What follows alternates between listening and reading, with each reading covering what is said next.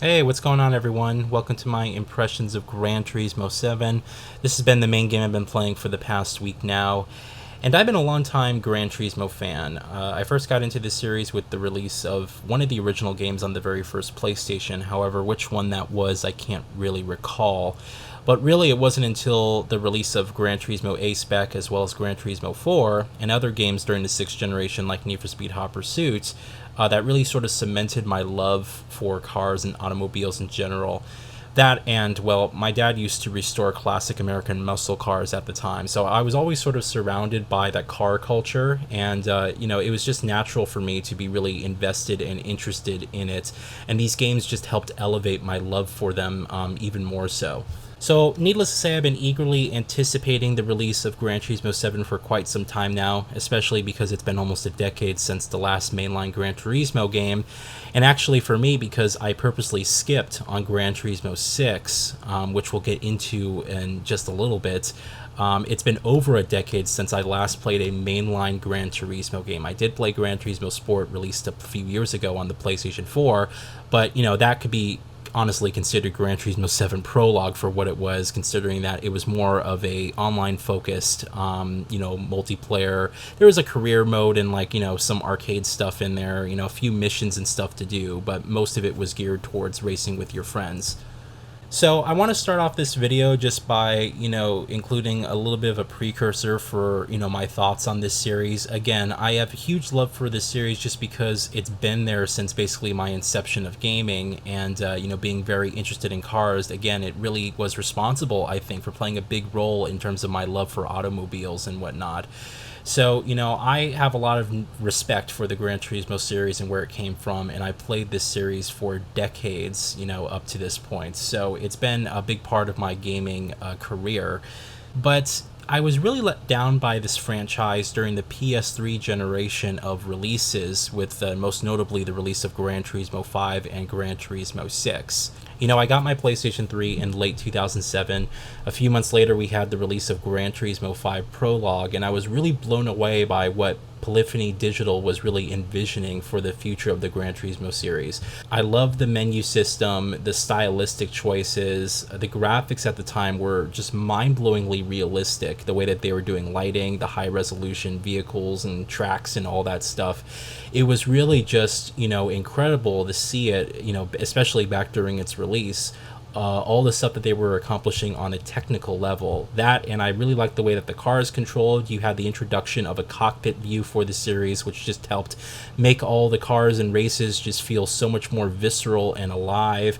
Even the slow cars felt like they were going very quick as well, just because you had the introduction of that, and everything was modeled and very well detailed for the time. These days, you can go back to that game, you can see some of the limitations, but I think it's still a pretty decent looking game to this day, all things considered. It does look reasonably realistic at times. But I have to say that, it would have been another 2 years for the release of Gran Turismo 5, and I think I even have a few videos up on this channel where I'm talking about my eager anticipation for the release of GT5. And when I finally got Gran Turismo 5, and I was all, prepared, like I bought a racing wheel for the franchise, and I was ready to sit there and spend about 50, 60, 70, maybe even more hours into the franchise and just really sink my teeth into everything that this game had to offer. I have never been more disappointed in a game release in my entire life up to that point. I was so let down by what Gran Turismo 5 ended up being. And really it started from the inception when I put my disc into my system. You were greeted in late 2010 with the release of GT5 with a 3-hour installation time. It would install all the data from the Blu-ray disc, and then it would download all this data from the internet. And you have to keep in mind that this is the early 2010s, so most people's internet speeds, we were not even seeing anywhere north of 50 megabits per second, average speeds at the time. A good internet speed connection during that era was about 20, 30 or even higher, a little bit higher megabits per second. So to download, even something as small as like 10 gigs by today's standards would take a few hours, and especially with all the data that Gran Turismo 5 had. I mean, there were just tons of cars and all these patches, and they wouldn't just download one patch. You had to download a back catalog of all these different patches, to the point where if you try to install the game today, I think that there's somewhere around 40 or 50 patches, like individual downloads that the game has to do. And it ends up being, I think, a total of around 70 or 80 gigabytes for the full size of the game, which back during that time was massive. It was just unparalleled, unheard of. And so, you had like this installation time. There was this like 3-hour window before, by the time you got the game, put the game into your system and actually wanted to play the game, you had to wait all these different hours. And so I was greeted by this when I got the game, which just really killed my enthusiasm. And then you get into the game and you find out that, yes, the game has almost 1,000 cars, if not more than 1,000 cars in the entire game. But not even a third of all those vehicles in the game have high definition graphics or cockpit views. And so you're playing the game most of the time with all these different vehicles and all these different options and these tracks and everything, and most of the car models are ripped straight out of the PlayStation 2 era. And so it looks like you're playing a game that was on the previous generation of systems at the time, and you can see the polygonal edges of some of the cars. The taillights look like stickers. I just couldn't believe what I was seeing. It felt to me that Polyphony Digital found it to be more important to sit there and say, we have the most content of any racing game, rather than make a quality release. And I have just never been so let down by the game. I kept trying to play it and just try to get into it, but I was just met by disappointment at every single turn. The load times to get into a simple race were like minutes long. You had to wait like 2, 3, 4, even 5 minutes at times for it to load all the data and all the tracks and the races and cars and all this stuff. And it was just, there was so many hurdles in order to get that game to even work and even to have fun with it. You were just met with just obstacles at every single turn. I still to this day just look back at Gran Turismo 5 and just groan. It honestly really broke my heart, and I think it was right there in that moment, after trying to play that game for even about 10 hours, like overnight, I became a Forza Motorsport fan. I never tried the Forza series, but after being so disappointed with Gran Turismo 5, I ran out and I bought Forza Motorsport 3. And seeing what Turn 10 Studios did, and with the technology, they didn't have all the content like Gran Turismo 5 did. It didn't have that sort of slick styling like Gran Turismo 5, but it had great music. The graphics were still very solid, and on top of that, you had the introduction of brand new features that we haven't seen before in racing games, like the rewind feature and stuff. That was all brand new for that sort of era of racing games, and I was so impressed by what I played with Forza Motorsport 3. And yeah, at that point, I just became a huge Forza fan. Like, it was like overnight practically, because of the missteps of Gran Turismo 5 and just the fact that any bit of fun in that game was met with extreme hurdles, extreme obstacles that you had to overcome. It was so bad of a release that I even boycotted Gran Turismo 6. I refused to buy the game. That, and Gran Turismo 6 is a bit of an oddity for me because they released that game in the month of December 2013. 1 month after the release of the PlayStation 4, and it never got a PlayStation 4 port. I mean, you would think that Sony would actually kind of prefer if Gran Turismo 6 was a launch title for the PlayStation 4. It's a brand new generation of systems. You have this, long-running series that's synonymous with PlayStation. Everyone knows Gran Turismo. This would be a game that a lot of people would run out and actually buy a system for. And, ultimately what it turned out to be was it released only on the PlayStation 3, a month after release of the PlayStation 4, and I didn't even want to get the game because what I heard from it was the same thing as GT5. It has all these cars, but none of them have, very few of them have cockpit views in comparison, and most of them look like, PlayStation 2 Gran Turismo 4 models. So, I've been really disappointed with the Gran Turismo series, and really it was Gran Turismo 4 And really, if we want to count, actual release games, it was Gran Turismo 5 Prologue, which was the last great Gran Turismo game that I actually feel I played.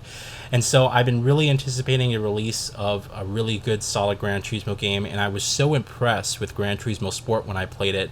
Yeah, it was online focused, and I wasn't necessarily happy about that. It wasn't a true Gran Turismo release, but the way that the cars felt, the controls, the menu system, the navigation, the technology that Polyphony Digital put into that game really impressed me. And I remember saying to myself in that moment that the next Gran Turismo game that comes out, if it has all of this, it'd be fantastic. And, well, it does. In fact, Gran Turismo 7 for me has really been a pleasure to actually play through. And I know that this game has been the bearer of really, bad controversy when it first released, because this was a game that, Sony really tried to egg you into purchasing microtransactions and credits, because apparently the progression was so bad in this game where you weren't even able to progress at certain points unless you would do like annoying grinding with races and stuff. They really, I guess, botched the release of this game and tried to push you into basically purchasing microtransactions by giving you less credits and, by making cars super expensive and all this stuff. And they fixed the game. I'm playing the game now almost 6 months later, so I can only talk about my experience. But what I will say is that on the idea of progression, I feel that there's a very good balance of where the game is at right now.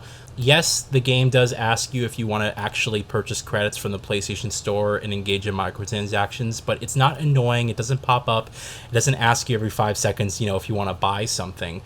But I actually found that I was able to earn a lot of credits for the races and actually collect a lot of cars. In fact, I think I have more cars in Gran Turismo 7 than I've ever had in any of the GT games before, which is really surprising to say, because this game just seems to hand you cars that, like, after every single race you do, you're like getting a new vehicle.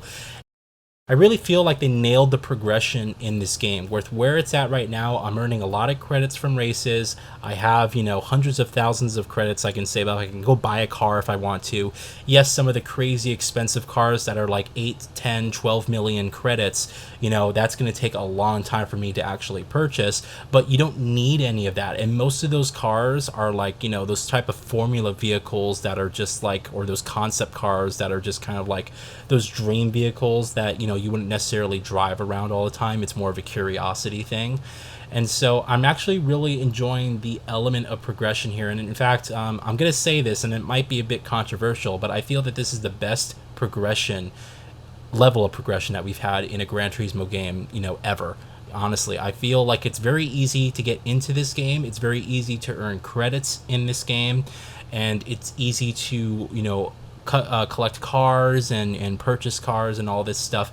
I will say that there is a big caveat here. In fact, I'll get to the negatives towards the end of the video, but the game doesn't have all the options that it should to make this a little bit easier. But that being said, the stuff that is here, I never felt at any point during my playthrough of this game that I needed to like purchase microtransactions or kind of grind in order to get what I wanted to purchase. This game has pretty much easily handed me credits and made the unlocking of vehicles quite enjoyable. And in fact, it's tied to progression itself. So as you're progressing through the games, you're also being handed free cars for completing certain races and everything like that. So that's been really a real treat.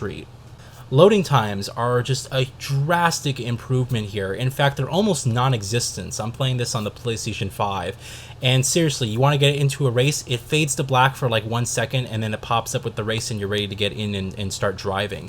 It's removed all the hurdles from Gran Turismo 5 and Gran Turismo 6. If you're used to sort of the long loading times of that, or even something like GT Sport, which, was very much improved, but there were still sort of loading times there. This is a game with very few loading screens, and what this has done for me with this series is it's helped alleviate all of the frustrations I used to have with Gran Turismo 5 and Gran Turismo 6, where you would try to go into races and it would just take minutes to load.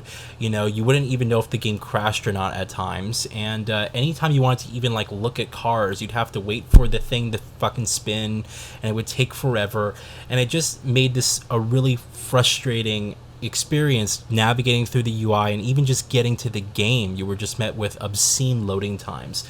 There is none of that on the PlayStation 5. It's beautiful. You're able to navigate through the menus. You're able to get into races in a matter of seconds. In fact, it doesn't even load. It like fades to black.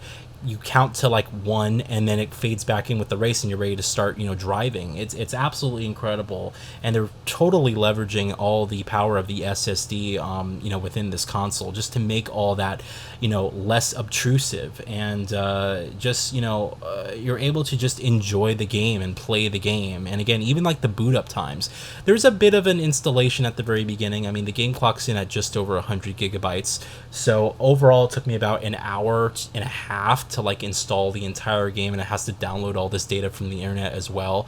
So there's still a bit of a barrier. You can't just like put the disc in, wait like half an hour and start playing the game, but it's so much better than Gran Turismo 5. I mean, God, you were waiting hours to basically get that game installed. Like, you could go to the movies, come back, and you would still be waiting for that game to install completely. It was horrible. So most of that has been completely resolved here because of the SSD and the PlayStation 5. It's just very easy to get in and out of races. The menu navigation, everything's just loaded and just, pretty seamless. So this is a huge thing for me, and just makes this whole experience that much more enjoyable. You also have the return of this exciting technology that was introduced in Gran Turismo Sport, which I just thought was phenomenal, and that is the Scapes mode. Scapes is essentially your personalized photo mode in the game, but it actually does more than that. You sit there, you pick a real life image, anywhere around the world. They have a collection of all these different images. There's hundreds of different images from different countries, locations around the world. You pick the image that you like, and then you can pick any of the cars that you own, and you superimpose the car, which is fully rendered in game, onto the actual real life image. And it uses ray tracing on the PlayStation 5 version to ray trace the reflections and like puddles and stuff, the way that the light plays off of the paint of the car. Some of these images can look eerily photorealistic. In fact, I'll put a few up screen right now. Just keep in mind that, everything that you are seeing is real except the car. The car is a digital rendition of what it should look like in the environment done by the game. And it is incredible. It is super impressive. It's even more impressive here on the PlayStation 5 because of the ray tracing implementation that they've done. Unfortunately, the in-game models don't look like this. In fact, I'll get to the graphics just now. So I think when you're watching YouTube videos, you probably look at this game and say, yeah, it looks, pretty solid.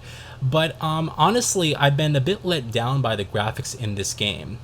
For one, the cars are suitably detailed. There's nice, fine, stitching in the interiors of the cars. They've properly modeled, all the different materials and like stuff like leather, felt, and all this, other things, suede, and all this really nice, luxurious materials, but combine that with carbon fiber and all this stuff. I think that all the materials look reasonably well.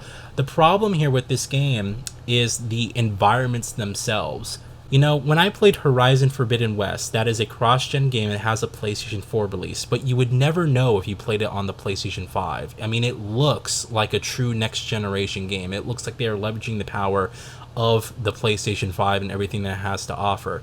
Same thing can be said with Marvel's Spider-Man Miles Morales. I mean, that game just looks incredible on the PlayStation 5, but yes, it is a PlayStation 4 game as well.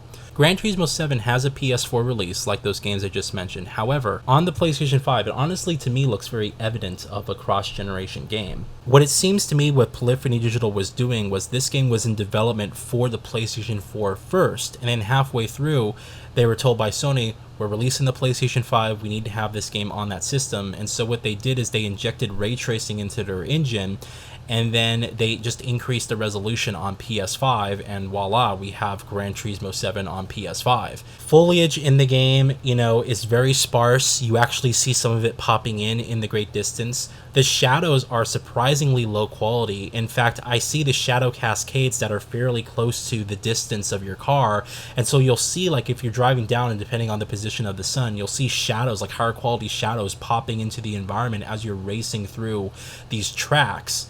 And just the actual environmental details and stuff like that, you know, all that sort of stuff surrounding the vehicle doesn't look quite as good, I have to say. And this game to me doesn't really look like a native PlayStation 5 game. It's pretty much, I would say, the very first game that Sony put out that is very evident of the cross-generation era. You know, we've had really good luck with, again, Horizon Forbidden West looks incredible on the PS5. Spider-Man Miles Morales looks incredible on the PS5 as well. You would never guess that those games are also on the PS4. It looks like they're leveraging all the power. But this game, it looks like it was a PS4 native title developed first for that system, and then they just decided to make a PlayStation 5 game much later through development. And so I'm kind of let down by the graphics, to be completely honest, but the lighting looks really good. The Scapes mode helps make up for it because you have these realistic renditions of the cars that it's very, you know, evident in these modes specifically that they're actually utilizing all the power and the ray tracing and all that stuff. Like, then you can actually see, okay, yeah, there's a next generation difference here, but those are few and far between, and the actual gameplay most of the time when you're playing the game doesn't really look all that stunning, I'm sad to say. So I actually expected a little bit more from the graphics, and unfortunately what we got was a bit of a letdown in my opinion. I also have to say that, you know, this game is an always online game. I haven't touched the multiplayer element of this game whatsoever, and I'm a bit confused why this needs to be the case. I don't know why Polyphony Digital opted for an always online game like this. You know, even if they want to add in content over time and just kind of, you know, make more tracks and stuff, you can do that via patches and updates in the game. You don't have to, you know, make this an always online element. And never once when I was playing the career mode or whatever you want to call it in this game, I was never once, you know, inspired to go online or even sort of, you know, motivated to go check out the online portion of this game. You know, the game doesn't really do much to try and push you into an online focused arena. So again, I'm just a bit confused of why they decided to go with an always online game. To me, it just seems very you know, forced in that respect. And I'm sure Polyphony Digital has a vision, but what this unfortunately does is it puts a timer on this game, and we'll have to wait and see, because, you know, GT Sport was always online as well. I know a lot of people who just didn't want to play the game because it's an always online game, and they're very disappointed with Gran Turismo 7 in that regard. And it's sad because this is a great game. This is honestly one of the best. This is the best Gran Turismo game that we've had since the PlayStation 2 era of titles from this franchise. It's fantastic. It's the controls, the cars, and just everything from the experience is well done and well crafted. You can see the love and care that's been put into this game. And, you know, again, I wasn't part of the main release when it first came out with all that, you know, poor progression system and all that stuff that they had to patch out and fix later on. But where the game is right now and the state that I'm playing it in at this time, I'm very impressed and very happy with this experience. And unfortunately, it has this stain that's a permanent stain on its reputation, and it makes this game, you know, it puts a lifespan on this game, and I just don't see the reason why. There's nothing about this game that I think it doesn't utilize the online features for any particular reason. You know, you have friends and you have, you know, timed events and stuff, but again, you can do all this just with an internet connection. It doesn't need to be forced to always be an internet connection. You know, you don't need to always be online for this aspect. It's like, just when you log on, just say, do you want to check the servers for your friend's stats and have them imported into your game? Yes. And then, you know, it just updates the game file so you see all the lap times that way. I don't understand the reason for this. On top of that, you know, one of my other main criticisms as well is this game has a reward system where after doing certain races, you'll get these reward tier tickets. And what this does is it gives you sort of a raffle. And these raffles can help you unlock things like more money, new car parts, new cars altogether. I'm not kidding you. I've had about 20 plus of these stored up, and I just decided to go through them like back to back to back because I didn't actually realize what these were until later on in my game playthrough. So I had all these raffles saved up, and I just went through them, you know, again, back to back to back, and each and every sign, it seems to me that this game is rigged against you. And for this reason, I can see why the game has all these microtransactions, and it doesn't actually want you earning a lot of credits because it wants you to go and purchase stuff from the PlayStation Store, more credits from the PlayStation Store and whatnot. I opened these up one after the other, and each and every single time, and I'm not kidding you because I have footage of this, you can see right now, each and every single time it gave me the lowest tier reward. Every time it gave me the least amount of money, you know, whatever the cheapest option was. And, you know, there was, you could sit there and say, okay, it's bad luck. But I've done like 20 plus of these at a single time. And it's just like, okay, how much bad luck can you get, you know, before this starts being obviously rigged against you? And I think that's what it is here. This is just, it's hilarious. I started laughing out loud at the time when I saw this, because I just couldn't believe that over 20 of these raffles, and I got the lowest tier every single time. I even unlocked more after this video, and I continue to do these raffles only to be disappointed by the fact that I always hit the lowest tier.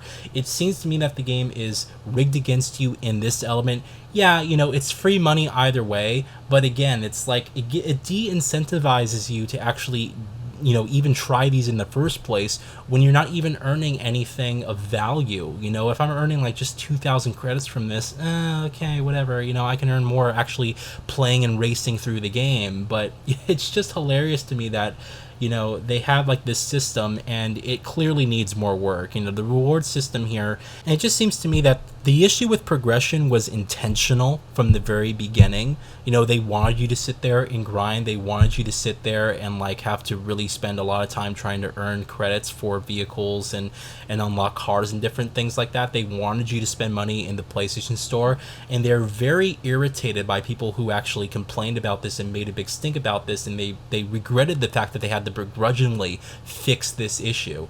And so what they did instead was they kind of ruined their whole raffle system to the point where, you know, you're not really earning much that way, and they're betting on people just sort of wasting their money in the store trying to buy, you know, cars and stuff like that. They're betting on people wasting all their in-game credits buying vehicles that they really don't need to buy, and then in that way being forced to actually upgrade and spend your points. One thing I will say in this game, you don't need to buy a lot of cars in this game because it hands you cars all the time.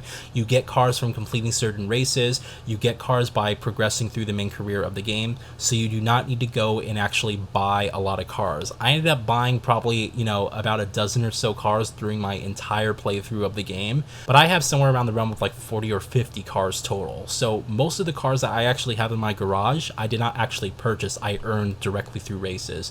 So you do not need to purchase a lot of cars in this game, but you know, just letting you know right up front that yeah, in this way I can see the game being clearly rigged against you, and it's a bit of a problem and at times kind of hilarious, but shitty. You know, it's just shitty. So what we have here, Gran Turismo 7, I think is a very solid release. It's the best Gran Turismo's been since the PlayStation 2 era, which is awesome. It controls fine. All the stylistic choices have finally come together. There's barely any loading times. You have scapes and all this cool technology that was introduced with GT Sport. This is the best the series has been since Gran Turismo 4, in my opinion. However, there are a few annoying bits still about the game. The online-focused nature, which is just completely useless if you're playing by yourself. You'll never utilize the online features to begin with, so why it needs to be always online is just, it's baffling to me. The graphics are also a bit of a letdown. I was expecting this to be a little bit more prettier than it was, and it's very clearly, very evidently a cross-generation game. It doesn't really look all that amazing on PlayStation 5. Only the pre-race videos and the scapes mode and the stuff where ray tracing is really allowed to shine and they're able to show their technology off that way, and the lighting as well. The lighting and the HDR in this game are just breathtaking. Again, it's like reference quality stuff. It's really, really good. But besides those elements, the rest of the game very, very clearly looks like a last generation game that's just been, you know, upgraded on the PlayStation 5 with a higher resolution and slightly better, you know, models and again, ray tracing and stuff like that. And then the reward system, its raffle system, is also very clearly rigged and doesn't work half the time. So all these things aren't necessarily deal breakers for me. I mean, the always online stuff is really shitty. Again, that really does suck. But again, the gameplay experience here has just been really, really solid from the beginning. And as someone who's loved the Gran Turismo series for decades at this point, and who's been waiting for a very solid release of Gran Turismo since 2004 with Gran Turismo 4, I'm very, very happy with the experience that we have here with Gran Turismo 7. It's the best the series been in over 15 years, and I'm loving the way that the game handles and all the elements that just make it, very clearly Gran Turismo. This is a solid release in that aspect. They just need to fix some of their design decisions, in my opinion, and kind of alleviate some of the issues there with their raffle tiers and their reward system and stuff like that. And I think what we have here is a very, very solid release. Hopefully with Gran Turismo 8, whenever we'll get that game, it won't be always online focused, and then the graphics will be just light years better. I can imagine if they focus exclusively on the PlayStation 5, this game could look photorealistic, because it does at times. It looks crazily insane good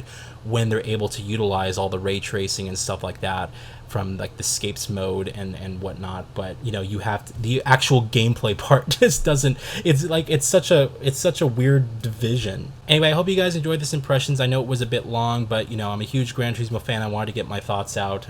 Let me know if you guys played the game, if you're still waiting to play the game for whatever reason. If you don't have an issue with the always online element, this again is a very solid release, and I'm very happy with the way that this game plays and all the technology in there.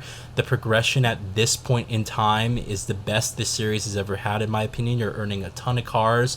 The game has this great career mode where it actually will teach you about the history of each automobile manufacturer as well, and it's all integrated as part of the main career mode. So as you're progressing through the game, you're also learning more about the series, and they have these great photographs of old cars and things like that. It's just really well put together.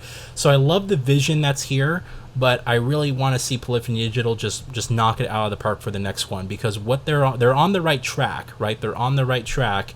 They just need to, correct a few of their mistakes on the way there, and make just a really solid, hopefully offline focused Gran Turismo game. And we have the series is back in its prime, in my opinion, if that happens. So, all right, hope you guys had a good one. Thank you all for watching, and I'll see you for the next impressions based video. Thank you.